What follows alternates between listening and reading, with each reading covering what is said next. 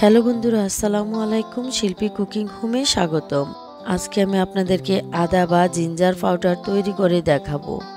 সাধারণত আমরা আদা ব্লেন্ড করে বা বেটে ব্যবহার করি, আর আপনারা যদি একসাথে বেশি কিছু আদা পাউডার বা গুঁড়া করে রেখে দেন, তাহলে আপনাকে আর প্রতিদিন ব্লেন্ড করা বা বাটা বা কাটার ঝামেলা করতে হবে না। আর এটা সংরক্ষণেরও কোনো ঝামেলা নাই। শুধুমাত্র একটা এয়ারটাইট বক্সে ঢুকিয়ে রেখে দিলে বছরের যে কোনো সময় এটা ব্যবহার করতে পারেন। আমি এখানে 2 কেজি পরিমাণ আদা নিয়ে সেটাকে প্রথমে ধুয়ে নিয়েছি।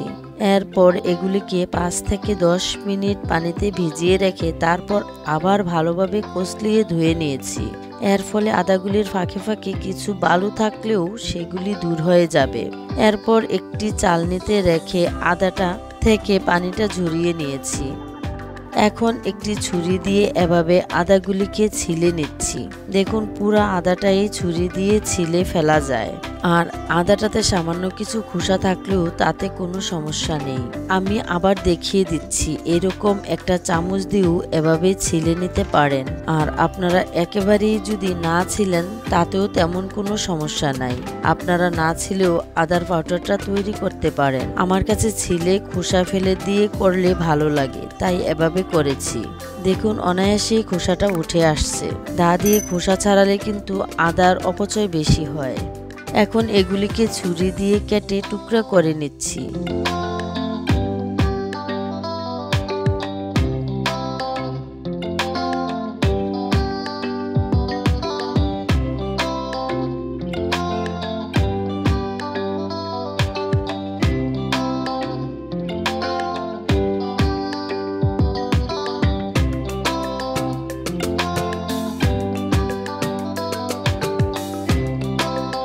আদাগুলি কেটে এভাবে একটি ডিশে রেখে 2-3 দিন রুদ্রে শুকাবো। পড়া রুদ্রে 2-3 দিন দিলে আদাটা শুকিয়ে এটা থেকে পানিটা চলে যাবে।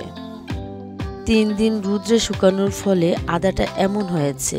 2 কেজি আদা শুকানোর ফলে এটা কমে এতটুকু হয়েছে।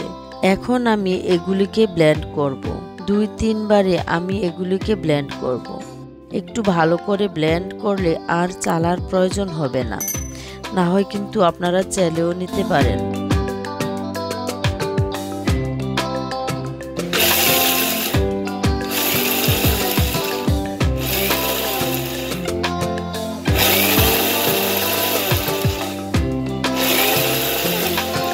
দেখুন, ব্লেন্ড করার পর আদাটা এরকম হয়েছে। যে কোনো সময় আপনারা যে কোনো তরকারিতে বা চায়ে অথবা অন্য যে কোনো কাজে সারা বছর রেখে ব্যবহার করতে পারেন। আমার 2 কেজি আদা দিয়ে এখানে 120 গ্রাম পাউডার হয়েছে।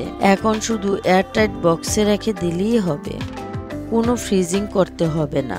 তবে ব্যবহারের সময় পরিমাণটা ঠিকভাবে দিবেন, কারণ আপনাকে মনে রাখতে হবে এখানে 120 গ্রাম পাউডার হলেও আদা কিন্তু 2 কেজি, সুতরাং সে অনুপাতে ব্যবহার করবেন। বন্ধুরা, আমার এই রেসিপিটি যদি আপনাদের ভালো লাগে, লাইক কমেন্ট শেয়ার করবেন। আল্লাহ হাফেজ।